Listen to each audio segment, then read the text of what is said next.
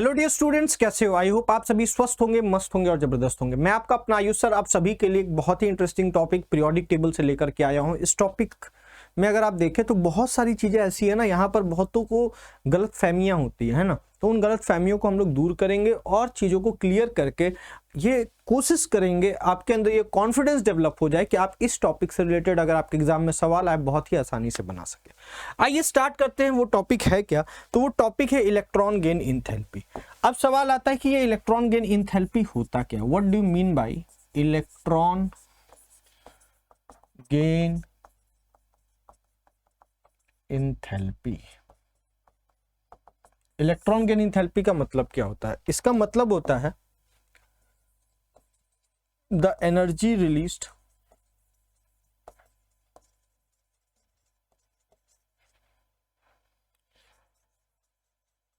when an electron is added to the outermost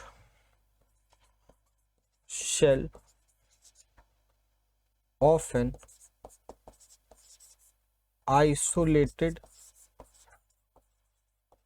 gaseous atom। कहने का मतलब क्या है कि मान लीजिए एक ए गैस नामक एलिमेंट का एटम है और जब आप इसमें एक इलेक्ट्रॉन ऐड करते हैं तो ये क्या बनता है? ए माइनस गैस। और इस दौरान कुछ एनर्जी रिलीज होती है, उसको हम लोग इंथैल्पी चेंज करते हैं, that is equals to -x kilojoule per mole. उसे हम क्या कहते हैं? -x किलोजूल पर मोल। अब ये जो एनर्जी यहाँ पर रिलीज हुई ना, इसी को हम इलेक्ट्रॉन गेन इंथैल्पी कहते हैं। बहुत जगह पे ऐसा लिखा हुआ नजर आएगा, बहुत जगहों पर ऐसा लिखा हुआ नजर आएगा।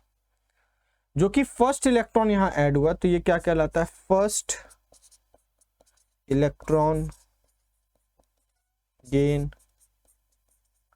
इंथैल्पी। वही जब आप इसमें दूसरा इलेक्ट्रॉन ऐड करेंगे ना तो मजेदार बात क्या है, अभी आपको क्या देखने को मिल रही है कि यहां पर एनर्जी रिलीज हो रहा है।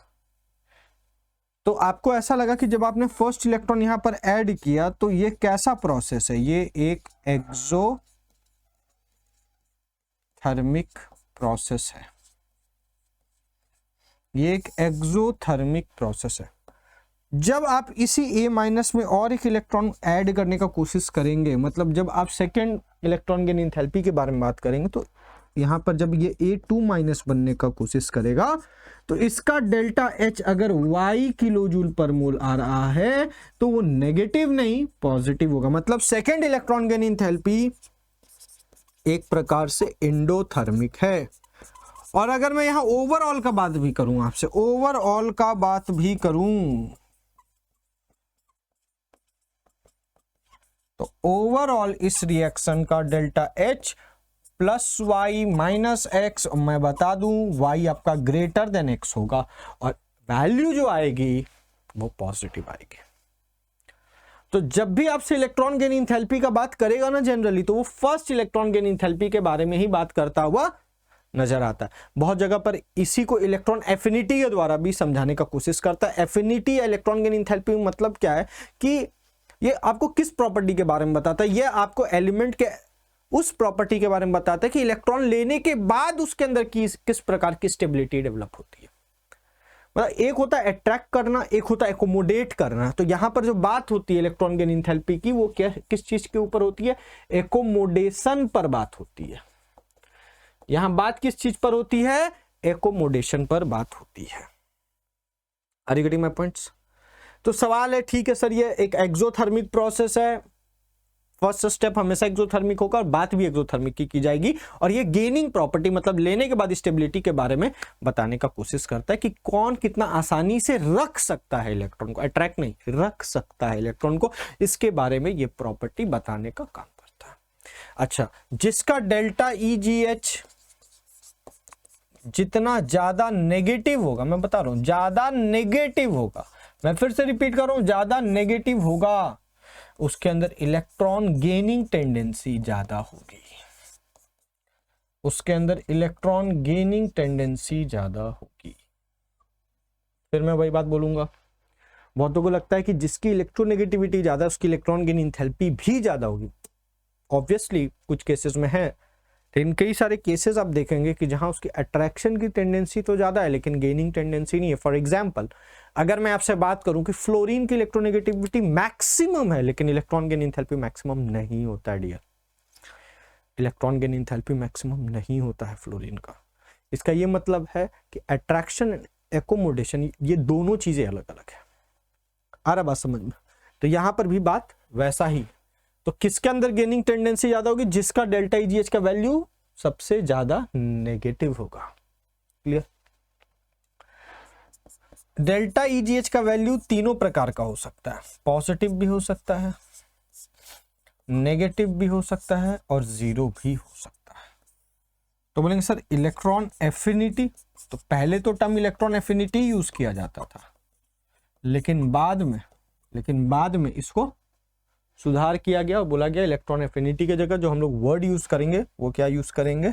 Electron gain enthalpy. उस समय वैल्यू पॉजिटिव हुआ करती थी और जीरो किसका? नोबल गैसेस का लिया जाता था और पॉजिटिव किसका लिया जाता था? नॉन मेटल्स का। लेकिन ये उतना अच्छा ठीक है। अगर आपको ऑर्डर से जानने दिया एफिनिटी का या इलेक्ट्रॉन गेन एंथैल्पी का, तो जब एफिनिटी बोलेगा ना उसको पॉजिटिव करके देखना है। जब एफिनिटी बोलेगा तो उसको उसी वैल्यू को पॉजिटिव करके देख लेना है। मतलब बात बस उल्टा है, जितना ज्यादा नेगेटिव उतना इलेक्ट्रॉन गेनिंग, यहां उसी को बस पॉजिटिव करके देखना और जितना पॉजिटिव ज्यादा होगा उतना उसकी इलेक्ट्रॉन एफिनिटी ज्यादा होगी। मतलब ऑर्डर दोनों का सेम ही आएगा कुल मिलाकर, ऐसा नहीं कि ऑर्डर अलग अलग आ जाएगा।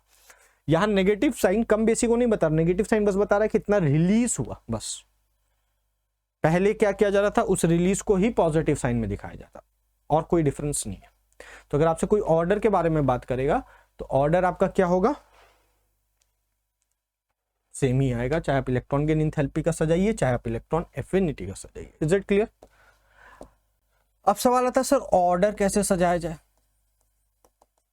How to arrange the order. तो इसके मैं कुछ स्टेप्स आपको बता रहा हूं।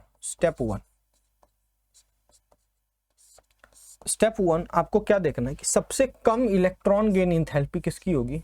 नोबल गैसेस की। उसके बाद किसकी होगी? हाफ फुलफिल्ड मेटल की। उसके बाद किसकी होगी? हाफ फिल्ड मेटल्स की। उसके बाद किसकी होगी? हाफ फिल्ड नॉन मेटल्स की। उसके बाद किसकी होगी? Incomplete non metals. आपको ऑर्डर इसी प्रकार से सजाना है। सबसे कम किसकी? नॉन मेटल्स की, for example noble gases. Fulfilled metal for example group 2 beryllium, magnesium, calcium. Half filled मतलब group 1 lithium, sodium. Half filled non metal nitrogen, phosphorus. Incomplete का मतलब रेदर देन ऑल, जैसे boron, carbon, oxygen, sulphur, fluorine. Step 2 क्या देखना है? Step का मतलब पहले ऊपर वाला लगाएंगे फिर नीचे वाला। स्टेप 2 में आपको एन देखना है। जितना एन ज्यादा होगा, दूरी ज्यादा होगी, न्यूक्लियस इलेक्ट्रॉन को अट्रैक्ट कम कर पाएगा और रखने की उसके जब अट्रैक्शन कम होगा तो अंदर में रखने की कैपेबिलिटी भी कहीं ना कहीं घटता चला जाता है। तो एन बढ़ने से भी डेल्टा ईजीएच की वैल्यू घटती है। स्टेप 3 बोलता है जेड ज्यादा होगा तो जेड इफेक्टिव भी ज्यादा होगा। क्या बोलता है? जेड ज्यादा होगा तो जेड इफेक्टिव भी ज्यादा होगा। जेड इफेक्टिव ज्यादा होगा तो फोर्स ऑफ अट्रैक्शन भी ज्यादा होगा। फोर्स ऑफ अट्रैक्शन ज्यादा होगा तो इलेक्ट्रॉन गेन एंथैल्पी भी, डेल्टा ईजीएच भी ज्यादा होगा। तो आपको ये 3 स्टेप्स को फॉलो करना है। Is it clear? तो आइए बात करते हैं एक क्वेश्चन के द्वारा समझाने का कि मान लीजिए आपके पास है lithium, beryllium, boron, carbon, nitrogen, oxygen, fluorine, neon. बोला सजाइए, तो आप पहले स्टेप 1 सजाइए। सबसे पीछे कौन आ गया? नियोन, फिर आएगा बेरिलियम, फिर आएगा लिथियम, फिर आएगा नाइट्रोजन। अब बचाइए 2 4। अब इन दोनों चारों में सारे के सारे इनकम्प्लीट वाले में आ जा रहे हैं, तो अब कैसे जाए? तो एन में जाइए। सारे सेम पीरियड के हैं, एन भी सेम हो जाएगा। पीरियड देख लेना, अगर पीरियड अलग होता है एन की वैल्यू अलग होगी। एन क्या, आउटर मोस्ट सेल का प्रिंसिपल क्वांटम नंबर। अब एन सेम है तो जेड देख लो, जैसे जैसे जेड बढ़ेगा जेड इफेक्टिव बढ़ेगा, जेड इफेक्टिव बढ़ेगा फोर्स ऑफ अट्रैक्शन बढ़ेगा, फोर्स ऑफ अट्रैक्शन बढ़ेगा इलेक्ट्रॉन गेन इंथैल्पी भी बढ़ेगा। तो बोरोन के बाद कार्बन, कार्बन के बाद ऑक्सीजन, ऑक्सीजन के बाद फ्लोरीन। तो इस तरीका से आपको पीरियड में ऑर्डर सजाना है। Is it clear? अब बात करते हैं ग्रुप की। तो ग्रुप में आपको बेसिकली एस और पी ब्लॉक के ग्रुप्स के ऊपर में आपसे डिस्कशन किया जाता है और किया जाएगा, ठीक है। तो अगर मैं इलेक्ट्रॉन गेन एंथैल्पी का ऑर्डर आपसे पूछूं तो नीचे जाओगे तो घटता हुआ नजर आएगा, नीचे जाओगे तो घटता हुआ नजर आएगा। क्यों? जैसे जैसे आप नीचे जाएंगे एन की वैल्यू बढ़ेगी, एन की वैल्यू बढ़ेगी तो इलेक्ट्रॉन गेन एंथैल्पी घटेगा। क्लियर है? तो बोलेंगे सर स्टेप 1 कहां गया? तो स्टेप 1 में क्या कहता है, ये सारे के सारे हाफ फील्ड है, सारे के सारे फुल फील्ड है, तो लगना ही नहीं है। तो इसलिए स्टेप 2 हम लोग यहाँ पर देखते हैं। यहाँ पर भी नीचे जाओगे तो घटेगा। आई होप आपको ये दिख रहा होगा। नहीं दिख रहा है क्या? अलग पेन का यूज कर लूं। अब दिख रहा है क्या? चलो ग्रीन का यूज कर लेता हूं। अब सुन लो ध्यान से यहां पर बात, इन सभी को अलग से देखेंगे। यहां पर घटेगा। अब यहां कुछ एक्सेप्शनल पॉइंट क्रिएट होंगे। आओ देखें, ग्रुप नंबर कार्बन से हम लोग देखेंगे, ठीक है, 14। तो ग्रुप 14 का अगर हम लोग बात करें तो आपका क्या है, काशी गए SNPB। देखो जो मैं ऑर्डर लिखा रहा हूं इसी पे आपको सवाल देखने को मिलेगा। अब इसमें अगर आपसे कोई पूछेगा इलेक्ट्रॉन गेन एंथैल्पी तो आपको इसको एक्सचेंज कर देना। तो क्या होगा, सिलिकॉन ऊपर आ गया, ठीक है, कार्बन नीचे चला गया, फिर क्या हो जाएगा जर्मेनियम, फिर क्या हो जाएगा SN, फिर क्या हो जाएगा PB। उसी तरीके से अगर मैं ग्रुप 15 का बात करूंगा तो nitrogen, phosphorus, AS, SB, BI, ठीक। अब अगर मैं यहां पर बात करूं तो यहां पर बड़ा इंटरेस्टिंग है कि नाइट्रोजन का सबसे कम होता है, 0 के अप्रॉक्स होता है, थोड़ा सा पॉजिटिव साइड ही होता है। तो PAS, SB, BI, then nitrogen. इसके बाद अगर मैं बात करूं ग्रुप 16 का तो आपका हो जाएगा ओल्ड स्टाइल से टीपो। यहां पर भी ऑक्सीजन सबसे नीचे आ जाएगा तो हो जाएगा sulphur, then Se, then Te, then PO, then oxygen. इसके बाद बात करूं ग्रुप 17 का तो फ्लोरीन है, क्लोरीन है, ब्रोमीन है, आयोडीन है। तो यहां पर आपका एक्सचेंज हो जाएगा। तो क्लोरीन हो गया, देन फ्लोरीन हो गया, देन ब्रोमीन हो गया, देन आयोडीन। तो ये हो गया आपका group number 17। Is it clear? तो ये आपका ऑर्डर है, ये ध्यान रखना। तो हम इसको याद कैसे करेंगे? तो हम इसको डायग्रामेटिक फॉर्म में ही याद करेंगे। क्या होगा, आओ देखिए। इस वाले में क्या करना, एक्सचेंज। इस वाले में नीचे उठा के ले आना है, इस वाले में भी नीचे उठा के ले आना है, और फ्लोरीन क्लोरीन में क्या करना, अगेन एक्सचेंज कर देना। याद रहेगा डायग्रामेटिक में। बस यही तो ऑर्डर हमने यहां सजाया है। देखो ध्यान से, यही तो ऑर्डर हमने यहां पर सजाया है। कोई और ऑर्डर तो नहीं है, कोई और ऑर्डर तो नहीं है। Is it clear? This is all about electron gain enthalpy. अब हम लोग जेई में आए हुए कुछ सवाल करेंगे ताकि हमारा कॉन्सेप्ट और स्ट्रांग होता हुआ नजर आए।